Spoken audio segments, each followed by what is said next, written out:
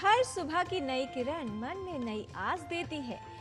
बढ़ते चलो आगे भविष्य की ओर, लक्ष्य मिलेगा अवश्य, मन में ये विश्वास देती है। हर सुबह एक नई क्षमता लेकर आती है। अंतर इससे पड़ता है कि हम इसका उपयोग कैसे करते हैं। यदि अपने जीवन को उत्तम बनाना है तो इसका आरंभ शुभ सुबह से ही होना चाहिए। सुबह उठकर अपने कार्यों को पूरे समय पर करना आपके जीवन को सफलता की ओर ले जाता है। सुप्रभातम, स्वागत है आपका इस विशेष कार्यक्रम में। मैं हूं किरण भारद्वाज।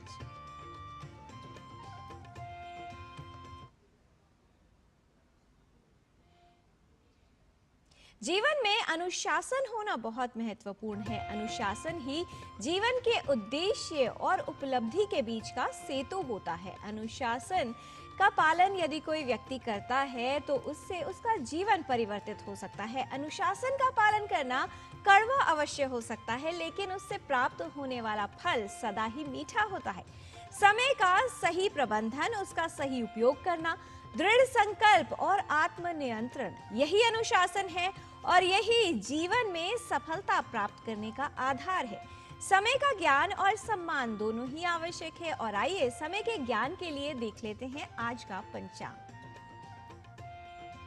आज का पंचांग युगाब्द 5127, विक्रम संवत 2082, शक संवत 1947, दक्षिणायन मार्गशीर्ष मास, कृष्ण पक्ष, त्रयोदशी तिथि, सोमवार, चित्रा नक्षत्र।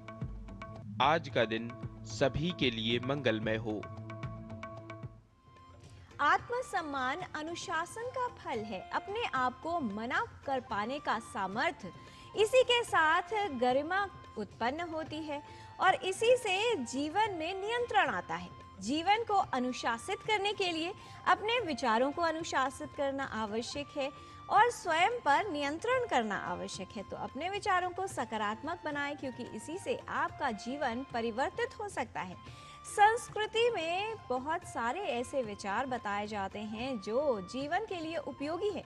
आइए देख लेते हैं ऐसा ही एक सुविचार सुभाषित।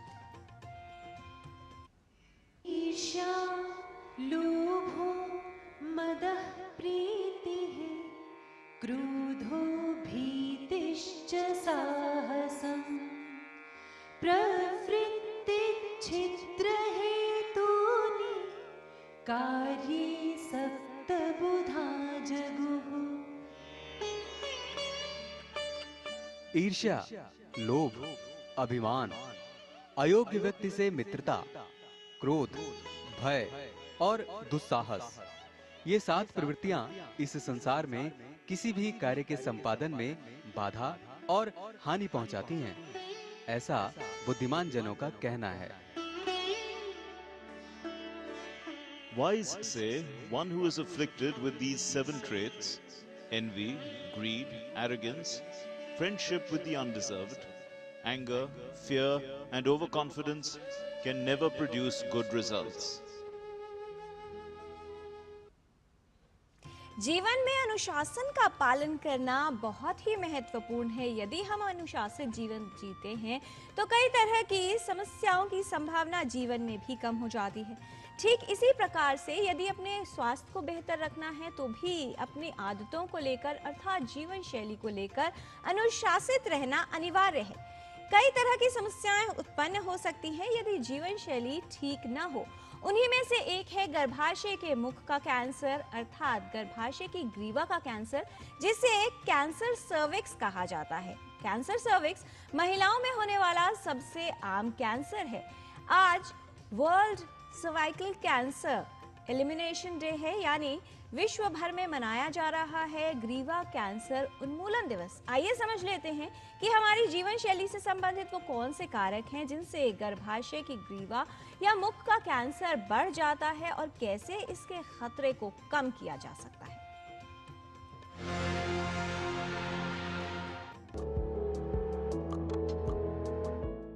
महिलाओं में प्रजनन अंगों के कैंसर के मामले बढ़ रहे हैं। उन्हीं में से एक है बच्चेदानी के मुख का कैंसर यानी कैंसर सर्विक्स। गर्भाशय के मुख के कैंसर के विषय में जागरूकता बढ़ाने के उद्देश्य से हर वर्ष 17 नवंबर को मनाया जाता है विश्व गर्भाशय ग्रीवा कैंसर उन्मूलन दिवस। गर्भाशय के मुख या ग्रीवा का कैंसर यानी कैंसर सर्विक्स महिलाओं में होने वाला एक आम कैंसर है। लगभग 70% मामलों में इसका कारण HPV यानी ह्यूमन पैपिलोमा वायरस का संक्रमण होता है। सर्वाइकल कैंसर जो कि गर्भाशय के मुंह का कैंसर जिसको बोलते हैं आम भाषा में, वो बहुत ही कॉमन, मतलब one of the most common cancers हैं इंडिया में अदर देन ब्रेस्ट कैंसर। और इसका कारण, मुख्य कारण जो है ये है HPV इन्फेक्शन। और ये HPV इन्फेक्शन संबंध बनाने से आता है। जिनके मल्टीपल सेक्सुअल पार्टनर्स हैं और जो कॉन्डोम्स नहीं यूज़ करती हैं तो उनमें ये खतरा ज़्यादा रहता है। लक्षण ये है कि अगर आपको पानी आ रहा हो जो बदबूदार हो और जिसमें खून मिक्स्ड हो, ब्लड मिक्स्ड हो, या आपका जो है पीरियड्स जो है वो इर्रेगुलर हो गया हो, कभी भी महीना आ रहा हो, या संबंध बनाने पे महीना आना, तो ये होते हैं लक्षण कि सर्वाइकल कैंसर हो सकता है। ज़रूरी नहीं है ये लक्षण कि 100% हम कहें कि ये सर्वाइकल कैंसर्स में भी ही होता है, लेकिन एक बार इसका जांच करवाना ज़रूरी है कि ये किस कारण से हो रहा है। HPV वायरस का संक्रमण असुरक्षित यौन संबंध, एक से अधिक व्यक्ति से शारीरिक संबंध बनाना, रोग प्रतिरोधक क्षमता कम होना, अंग प्रत्यारोपण के बाद इम्यूनोसप्रेसेंट लेना, धूम्रपान करना या लगातार लंबे समय तक गर्भ निरोधक गोलियों का प्रयोग करना, ये सभी कारक कैंसर सर्विक्स के खतरे को बढ़ाते हैं। पैप स्मीयर दो तरीके का होता है, एक कन्वेंशनल पैप्स होता है, एक लिक्विड पैप्स। जो कन्वेंशनल पैप्स हैं तो वो हम कहते हैं हर 3 साल में एक बार करवाएं, और अगर आप लिक्विड पैप्स करवा रहे हैं तो आप उसमें, क्योंकि वो डुअल स्क्रीनिंग होती है, साथ में उसी टेस्ट के माध्यम से HPV की भी स्क्रीनिंग हो जाती है, तो वो 5 साल में एक बार करवा सकते हैं। अगर हम स्क्रीनिंग करवाते हैं तो ये जल्दी पकड़ में आ जाता है, इनिशियल स्टेज में आ जाता है, और वो जो कि छोटे उससे भी ट्रीटमेंट से भी पूरा इसका ट्रीटमेंट हो जाता है। HPV वैक्सीनेशन अगर हम लेते हैं, और दूसरा अगर हम नियमित ढंग से स्क्रीनिंग करवाते हैं, तो ये 2 चीज़ें हम करवाते हैं तो इसका मतलब 100% क्योर हो सकता है। क्योंकि HPV वैक्सीनेशन हम जानते हैं, वैक्सीन जो है वो प्रिवेंशन के लिए है, मतलब आपको वो इन्फेक्शन ही नहीं होगा। गर्भाशय महिलाओं के प्रजनन तंत्र का भाग होता है। कैंसर गर्भाशय की अंदरूनी परत या गर्भाशय के मुख या ग्रीवा पर हो सकता है। यदि किसी महिला में ये कैंसर हो जाए तो उसका जल्द इलाज करवाना चाहिए। ऐसा तभी हो सकता है जब महिलाएं अपने स्वास्थ्य के प्रति लापरवाही न करें, जिससे कैंसर के लक्षणों की पहचान प्रारंभिक अवस्था में हो सके। HPV के संक्रमण से बचाव किया जा सकता है। साथ ही कैंसर सर्विक्स के लिए महिला को समय समय पर जांच करवानी चाहिए। वैक्सीनेशन जो है वो टीनेज में शुरू होती हैं, तो आप 9 से 14 इयर्स तक हम कहते हैं कि बहुत अच्छा टाइम है देने का, क्योंकि उसमें जो है बच्चे में वो प्रतिक्रिया अच्छी रहती है कि वैक्सीन की रिस्पांस अच्छी रहे।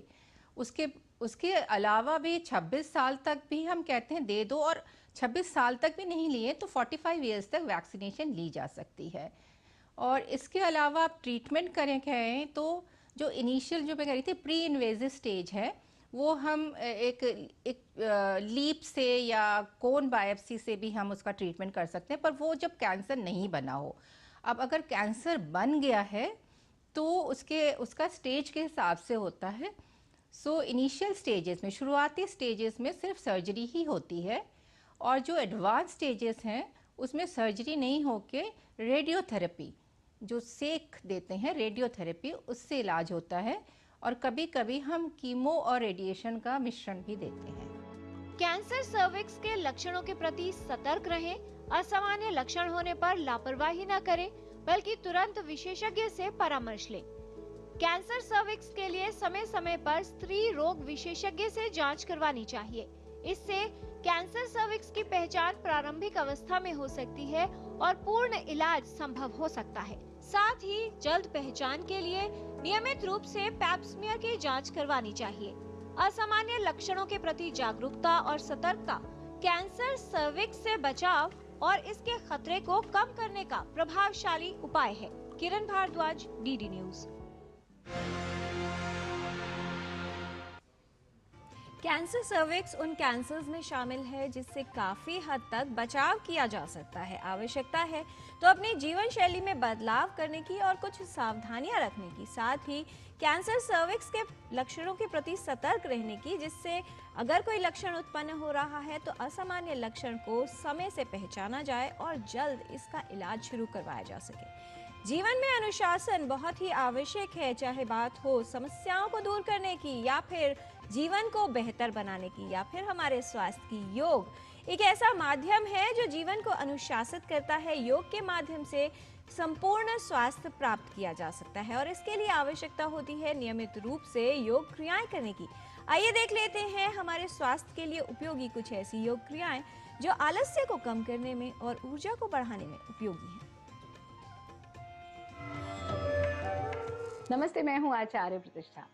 बदलता हुआ मौसम सुहाना तो बहुत लगता है, पर कभी कभी अपने साथ आलस्य लेकर के आता है और आलस्य के बहुत सारे और कारण भी होते हैं। कारण कुछ भी हो, निवारण योग में छिपा है। आज मैं आपको बताऊंगी तो बहुत सरल से योगाभ्यास जो आपके आलस्य को दूर करने में बहुत सहायक है। पहला अभ्यास है सिंह गति का। सिंह गति ऊर्जा का संचार करती है। सिंह गति हमारे भीतर एक अद्भुत एनर्जी देती है, आत्मविश्वास बढ़ाती है, इसलिए ये लेजीनेस को दूर करती है।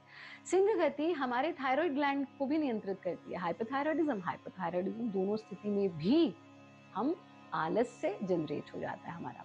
तो सिंह गति का अभ्यास कैसे करना है उसको समझ लीजिए। इस प्रकार से हम अब वज्रासन में बैठ जाते हैं। सबसे पहले जब आप वज्रासन में बैठेंगे तो हम दोनों घुटनों के बीच में गैप दे देते हैं और घुटनों के बीच में गैप देकर हाथों को ऐसे टिकाना कि हथेलियां आपकी ओर रुख किए हों। अब इस स्थिति में आप देख रहे हैं हमारा सीना उन्नत है, गर्दन सीधी रहेगी, सीना ऊंचा रहेगा। आंखों को हम शांभवी मुद्रा में ले लेते हैं ऐसे, और जीभ बाहर निकालेंगे जितना खींच सकते हैं। उस स्थिति में रुककर सिंह, क्योंकि इसका नाम ही सिंह गति है, तो सिंह गर्जना हमको करनी है। एक बार देखिए कैसे।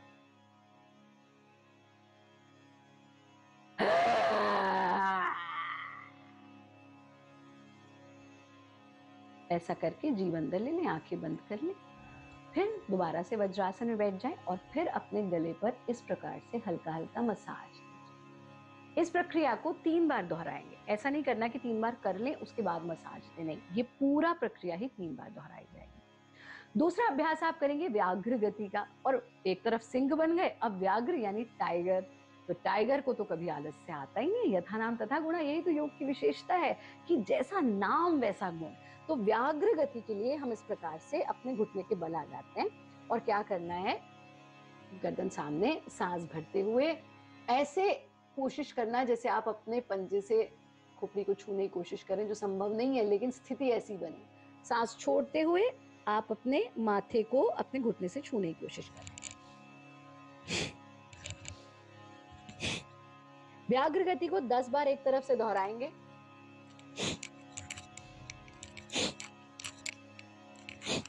दस बार दूसरी तरफ से दोहराएंगे। फिर विश्राम कैसे करेंगे, वज्रासन में बैठे, हाथों को बिल्कुल ढीला छोड़ दिया, पूरे शरीर को ढीला छोड़ दिया। इसका अभ्यास जब 10-10 रिपीटिशन दोनों तरफ से कर लें, बस 10-10 बस इतना ही करना है। पर इसके साथ साथ आपको कुछ और भी करना है। वो क्या है? पहली चीज, जब समय मिले आप थोड़ी देर अपने स्वास्थ्य पर ध्यान टिकाइए। दूसरा काम, आपको दिन में कम से कम एक बार थोड़ा सा माइल्ड वॉकिंग जरूर कीजिए। और तीसरी चीज, जब मन आलस्य में आए थोड़ी देर किसी भी, जिस भी संप्रदाय, जिस भी संस्कृति को आप मानते हैं, तो किसी भी जो मंत्र आपकी संस्कृति से उसका जाप कर लीजिए। ये हमारे आलस्य को दूर भगाता है। आप सब खुश रहें, स्वस्थ रहें, आनंदित रहें, हमारा कार्यक्रम देखते रहें। नमस्ते। जिस प्रकार योग जीवन को सम की अवस्था में लाकर हमारे जीवन को उन्नत करता है, ठीक उसी प्रकार आयुर्वेद जीवन की गुणवत्ता को बढ़ाता है, स्वास्थ्य को बेहतर बनाता है। आयुर्वेद अर्थात दीर्घायु का विज्ञान, जिसमें कई तरह की जड़ी बूटियों का वर्णन मिलता है। उन्हीं में से एक है मलेठी, जिसका प्रयोग अधिकांश लोग सर्दी जुकाम के लिए करते हैं। आइए जान लेते हैं क्या है इस गुणकारी जड़ी बूटी के अन्य लाभ हमारे स्वास्थ्य के लिए।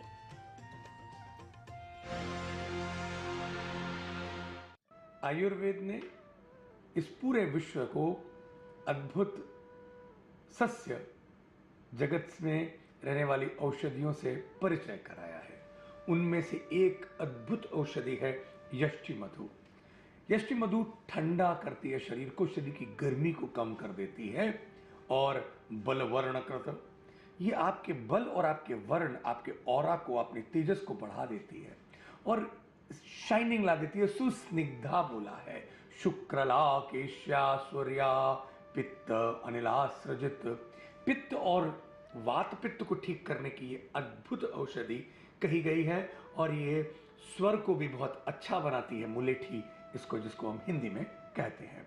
व्रण शोथ है, यदि अंदर कहीं पर भी कोई भी अल्सर है, घाव है, उसको ये बिल्कुल क्लीन कर देती है। छर्दी यदि उल्टी हो तो उसको भी ठीक कर देती है। ग्लानि, यदि अंदरूनी बुखार हो, शरीर में कोई दम न हो, बिना काम करे थकान हो, हर समय आलस्य रहता हो, उत्साह कम हो, तो उसको भी ठीक कर देती है। इसको यष्टि मधु को रसायन माना गया है। यदि आप 50 ml दूध में 1 चम्मच यष्टि मधु डाल करके नित्य प्रतिदिन प्रातः सेवन करते हैं तो आप बहुत अच्छे अद्भुत यौवनत्व को प्राप्त करेंगे, बल वर्ण को प्राप्त करेंगे, शरीर में त्वचा आपकी स्निग्ध रहेगी, स्वर में भी एक शक्ति रहेगी और शरीर में कोई भी यदि व्रण है वह रोपित अवश्य होगा। जय धन्वंतरि। जीवन में कोई आदत हो या फिर कोई ऐसी विधि जो आपको लाभ पहुंचा सकती है, यदि उसका उपयोग नियमित रूप से अर्थात अनुशासित रूप से किया जाता है तो उसका लाभ कई गुना बढ़ जाता है। अनुशासन की सराहना करना अच्छी बात है, किंतु अनुशासन के लिए समर्पित होना ये महान बात है। इसलिए अनुशासन का पालन जीवन में हमेशा करना चाहिए। यहाँ पर लेते हैं एक अल्प विराम, आप देखते रहिए डीडी न्यूज।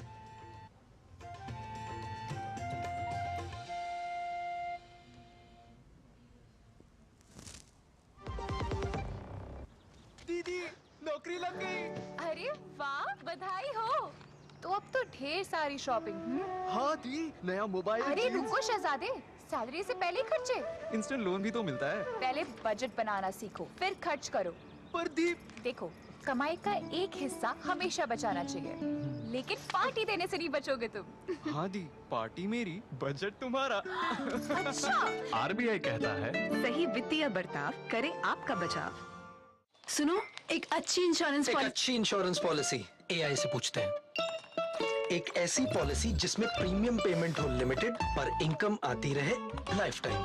LIC का जीवन उत्सव। एक ऐसी पॉलिसी जो दे होल लाइफ इंश्योरेंस कवर भी। LIC का जीवन उत्सव। वाओ, चलो तो LIC की जीवन उत्सव पॉलिसी ही लेते हैं। मैं भी तुमसे यही कह रही थी, LIC का जीवन उत्सव। लाइफ टाइम सेलिब्रेशन मनाइए LIC के जीवन उत्सव के साथ, फ्यूचर सेट है।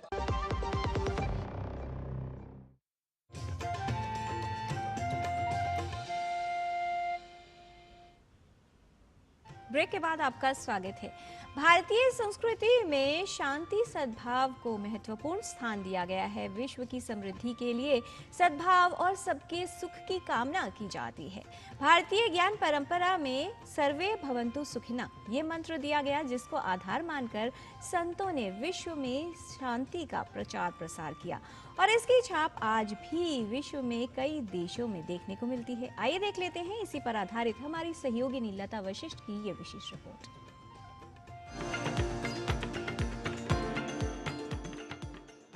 भारत में हमारे पुरखों की प्रेरणा है वसुधैव कुटुंबकम, यानी पूरा विश्व एक परिवार है। हम कहते हैं सर्वे भवन्तु सुखिनः, यानी इस धरती पर सभी सुखी रहें। ओम द्यौः शान्तिरन्तरिक्षं शान्तिः, पृथिवी शान्तिरापः शान्तिरोषधयः शान्तिः, वनस्पतयः शान्तिर्विश्वे देवाः शान्तिर्ब्रह्म शान्तिः, सर्वं शान्तिः शान्तिरेव शान्तिः, सा मा शान्तिरेधि। ये शांति पाठ एक वैदिक मंत्र है जिसका उद्देश्य संपूर्ण संसार में शांति की स्थापना है।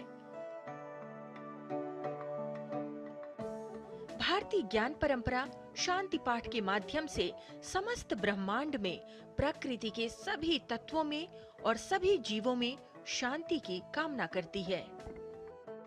संपूर्ण विश्व को परिवार मानकर सबके लिए शांति की कामना के उद्देश्य से अध्यात्म भूमि भारत में जन्मे अनेक साधु संतों, विचारकों, मनीषियों ने कठिन साधना की, समाज का मार्गदर्शन करते हुए संसार में शांति का संदेश प्रसारित किया। इन्हीं मनीषियों में भगवान बुद्ध का अन्यतम स्थान रहा है। भारत की भूमि में जन्मे भगवान बुद्ध ने संसार की वास्तविक समृद्धि के लिए बौद्ध धर्म की स्थापना की। सदियों पुरानी ये बौद्ध संस्कृति आज भी न केवल भारत बल्कि नेपाल, भूटान आदि अनेक देशों में भगवान बुद्ध के शांति संदेश प्रसारित कर रही है। भूटान बौद्ध परंपरा से जुड़ी एक पुण्य भूमि रही है।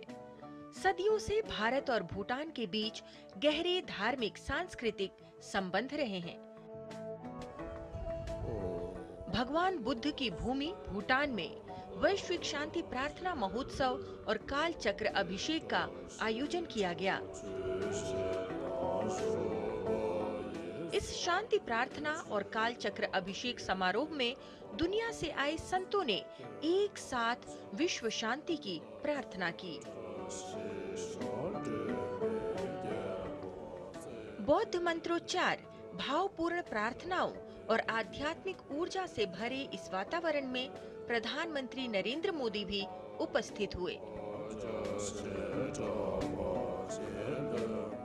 हम कहते हैं द्यो शांति ही अंतरिक्षम शांति ही पृथ्वी शांति ही आपः शांति ही औषधय शांति ही, अर्थात संपूर्ण ब्रह्मांड, आकाश, अंतरिक्ष, पृथ्वी, जल, औषधियां, वनस्पतियां और सभी जीवित प्राणियों में शांति व्याप्त हो। अपनी इन्हीं भावनाओं के साथ भारत भी आज भूटान के इस ग्लोबल पीस प्रेयर फेस्टिवल में शामिल हुआ। वैश्विक शांति प्रार्थना महोत्सव के अंतर्गत आयोजित कालचक्र समारोह एक पवित्र बौद्ध अनुष्ठान माना जाता है, जिसका सार्वभौमिक संदेश है कि विश्व शांति व्यक्ति के अंदर की शांति से उपजती है। करुणा, सह अस्तित्व और वैश्विक सद्भाव का ये संदेश आज पूरे विश्व के लिए प्रासंगिक है। 3 दिवसीय महोत्सव तिब्बती बौद्ध धर्म का व्यापक अनुष्ठान था, जो आत्मज्ञान प्राप्त करने के लिए विशिष्ट ध्यान साधना करने की शक्ति प्रदान करता है। इस अवसर पर वैश्विक शांति प्रार्थना महोत्सव के साथ काल चक्र कला और कलाकृतियों की प्रदर्शनी के साथ ही विस्तृत संगोष्ठियां भी आयोजित की गयीं। भारत और भूटान की प्रगति का आधार लोगों के बीच की आत्मिक भावनाएं हैं, जो आस्था विश्वास के बहुमूल्य ऐतिहासिक, सांस्कृतिक, धार्मिक संबंधों से जुड़ी हुई हैं। आज के समय में भी प्रासंगिक भगवान बुद्ध के संदेशों को आदर्श मानकर चलने वाले भारत और भूटान दोनों ही देश वर्तमान समय में भी परस्पर शांति का मार्ग अपनाते हुए न केवल अपने बल्कि संपूर्ण संसार के कल्याण और समृद्धि की कामना करते हैं। मानव कल्याण और विश्व शांति की वस्तुतः यही परंपरा भारतीय ज्ञान परंपरा का प्रमुख विचार है, जो वर्तमान समय में भी संपूर्ण संसार का मार्गदर्शन कर रहा है। लता वशिष्ठ, डीडी न्यूज।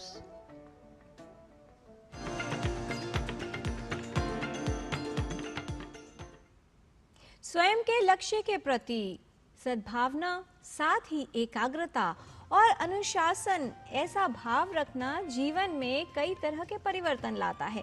यदि अपने लक्ष्य की ओर बढ़ना है तो अनुशासन का पालन करना होगा, क्योंकि ये सबसे महत्वपूर्ण है।